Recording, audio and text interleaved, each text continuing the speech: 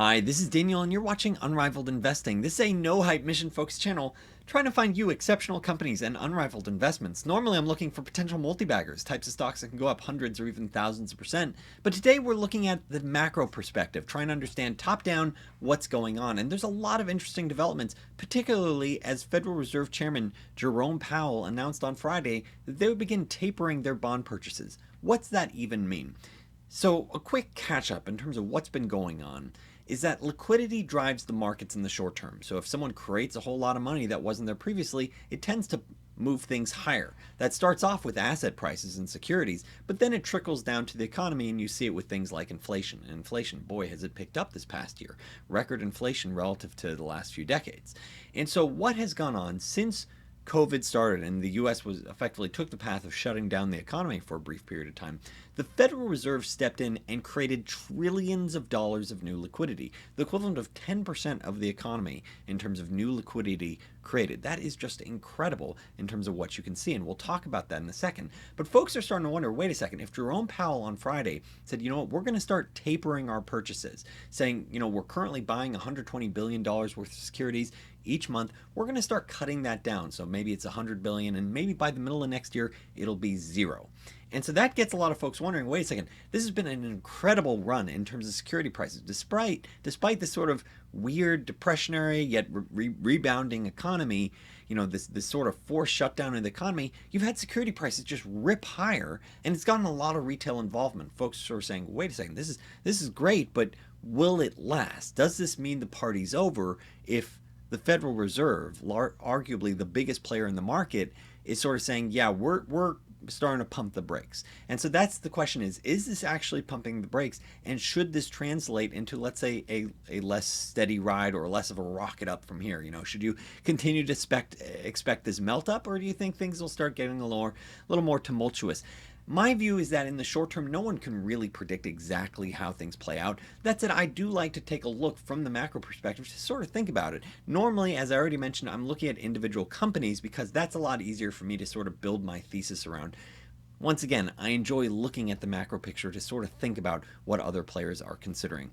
So let's go at least through the headlines and the news so you can understand what's going on. Where Friday, despite Jerome Powell sort of saying, hey, yeah, we're going to stop these new purchases, taper them, folks were wondering, man, could this result in a taper tantrum?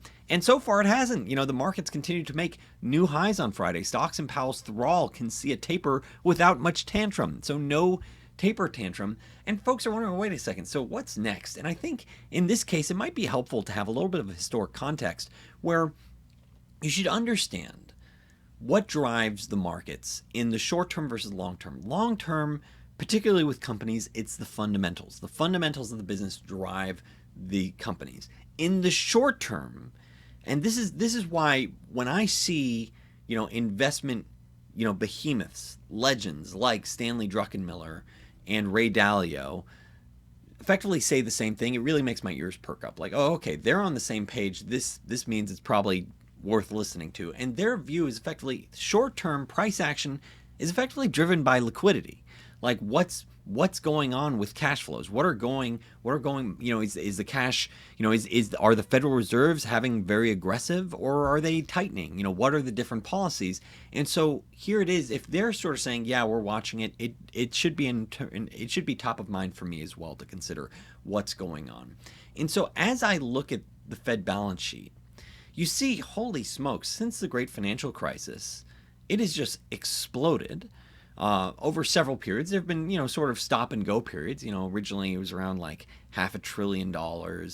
Then over the course of the next decade, it grew. Now, it was on pace to start declining before this all began. Then in 2019, you know, the economy got a little wobbly, so they started up again. But then it really exploded higher with COVID. And that's where you see this just dramatic jump up, literally creating trillions of dollars to drive the economy and to support the economy. Now the question is, well, wait a second, does this actually have a strong correlation to underlying, you know, stock prices? And here's the year-by-year stock chart of the S&P, of what you can see by year.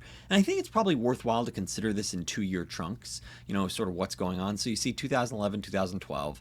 So you're looking at, over here, 2011, 2012, and you can see it's effectively flat during this period. And so 2011 around 2%, 2012 around 16%. Blended, you're looking around 8%, on average, and that fits with the long-term average of the market. So not crazy expansion return that you see here. But then now let's look at 2013, 2014, where once again, things are starting to look weak. Maybe we need to make, response to global tensions or global liquidity concerns. And 2013, 2014, the Federal Reserve balance sheet expanded again, and now you're having super strong returns again, where on average it's closer to 20% return when you saw this period. So, okay, so you had this expansion, you had this tapering, where the expansion started cutting off in 2014, but still posted a solid year. So that's a good data point to consider. Okay, so you can have periods where it's sort of slowing down, but still post, a solid year.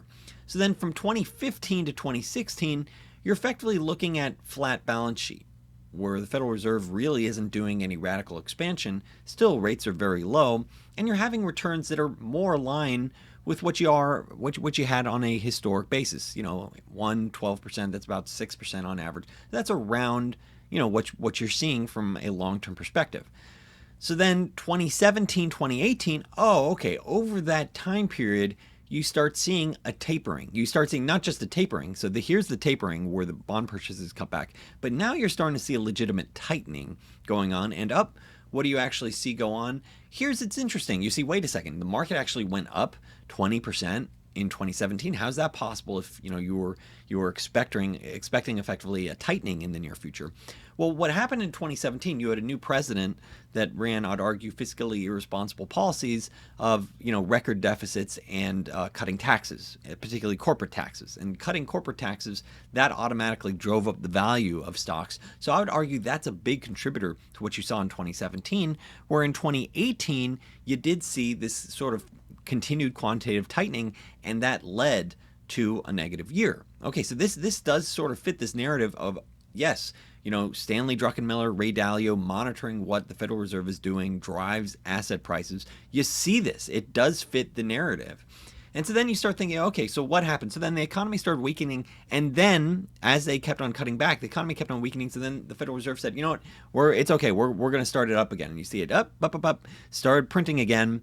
And during that time period, 30% rally in 2019. Then 2020, it was bumpy, but then the Federal Reserve stepped in once again, and you saw this huge stimulus from $4 trillion to $8 trillion in just a few years. So that's been the equivalent of 10% of the economy per year, which is just pretty incredible what they've done. And not surprising, you see huge returns in 2018 and continued in 2021.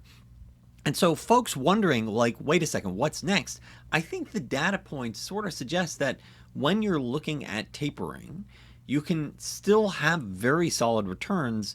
It's possible that when you have sort of this flat period where the balance sheet is not expanding or even tightening, that's when things start getting a little bit more rocky. And I think that's part of why the stock market rallied so significantly this past month, is they're saying, wait a second, this is just tapering. The Federal Reserve isn't really changing their policies at all. They're saying everything's fine. We're just going to keep sticking to this policy of still creating hundreds of billions of dollars in liquidity each month. And so is it over? Is this party over, or does it keep on going? I think, I really like the take, from here, the Interactive Brokers, economist effectively saying how the Fed's tapering could affect the flight to crap. And I think that's really what you've seen in some pockets of the market, where there's certain securities that have just been like, yes, to the moon. Or you see, one of the latest trends is how they're like, you can buy digital pictures of a rock for like $1 million worth of cryptocurrency. I think those are the examples of, you only get that in terms of the most frothy of times, where you get into the AMCs of the world or the GameStops of the world, where fundamentals don't really drive it, the Doge coins of the world. I think that happens when you have this dramatic expansion in liquidity, like what the Federal Reserve has done. I think when you start tapering, you get closer to the end of the, it's sort of like the DJ saying, this might be the last 3 or 4 or 5 songs. So I think that's how investors might want to think about this or consider it. And so, it's an interesting take. The end to the flight to crap is maybe what you're seeing. So what am I personally doing? Here it is. I'm going to do a quick plug where, regular viewers know my name is Daniel. You're watching Unrivaled Investing. If you want to follow my personal journey, go to unrivaledinvesting.com. First week of the month, I call it my full portfolio, but at the end of the month, I call it a potential multi-bagger. And I have this exclusive community on Discord where I'm interacting with the Unrivaled Nation on a daily basis. So feel free to hop on to unrivaledinvesting.com if you're interested in joining. And so what am I doing as I consider, looking at this sort of tapering party, and I sort of saying, okay, this is cutting slowly over time. This might be over the next year. So it does sort of, seeing this data does make me think, okay, it's possible that you don't see. Now, keep in mind, this is top down, and I have a lot less certainty on top down predictions versus looking at individual companies. So my focus is always going to be on, like, is this company cheap? Does it have, good growth prospects? Does it trade at a reasonable valuation? Is it unrivaled? Do I think it'll very likely grow in the future? That's, 90% of my focus. This other 10% is sort of saying, well, what's going on? I'm trying to understand the macro picture. What are the developments to consider? And so I'm looking at this and I'm thinking this party could continue going on, but a lot will depend. Just like in 2017. 2017 was a record year where the market didn't even have like a 5% pullback. And that was despite, as I already called out, the Federal Reserve balance sheet sort of being flat. So a lot will depend on other variables. In 2017, what drove it was effectively you had these radical fiscal policies of cutting corporate taxes while running record deficits. Yeah, that's going to, effectively reckless policies where you just print and, huge deficits. Yeah, in the short term, that could drive a sugar high. So you see that. You see that the Federal Reserve has just created trillions of dollars in liquidity. The concern that I think you have looking at this, and you see this across several investors, you see, Stanley Druckenmiller talk about, hey, as we get closer to them ending this, then he's considered, and he's mentioned, of course he could change his mind. He's mentioned that, he's probably not going to be in equities as much. So that's something he's talked about. He could change his mind, but we'll see. You see Ray Dalio and, Greg Jensen, who manages, the Bridgewater portfolio, literally tens of billions of dollars, one of the largest hedge funds. They're saying, well, what we're considering is having securities that are tied to inflation, and if rates start rising faster than people expect, we're going to short bonds. So that way we can win. So we're sort of making this big hedged bet. So these companies are inflation plus, trade at a reasonable enough valuation, maybe a full valuation, but should capture that growth, and they're going to hedge their bets betting against treasuries. And you see this very similar bet, I think, with what Michael Burry's doing, where he's effectively buying companies, trading at cheap free cash flow, and he's betting against U.S. treasuries. He's called that out as well. So you're seeing this theme over and over again. And so the biggest risk, I think, is seeing an economy heat up so much that the Federal Reserve has to accelerate their process. And currently they're saying, this is a tapering, maybe through the middle of next year, it'll continue. If the Federal Reserve has to accelerate because, let's say, inflation runs hotter than folks expect, and the Federal Reserve has to say, yeah, we're going to cut, we're going to cut purchases from 100 to 50 to 0 over 2 months, I think that would shock the market. So it really depends on sort of the velocity of that tapering. So that's one thing to consider, is what are sort of these external variables. That's what I mean by in 2017 there was this huge external variable of fiscal deficits. So you could have more fiscal stimulus, maybe that could drive the market higher. So you need to consider, you can't just operate in a vacuum. There are multiple pieces to this puzzle that you have to think about. So I'm personally looking at this, I'm saying, okay, so it might be risk off sometime, let's say in 6 months, 12 months.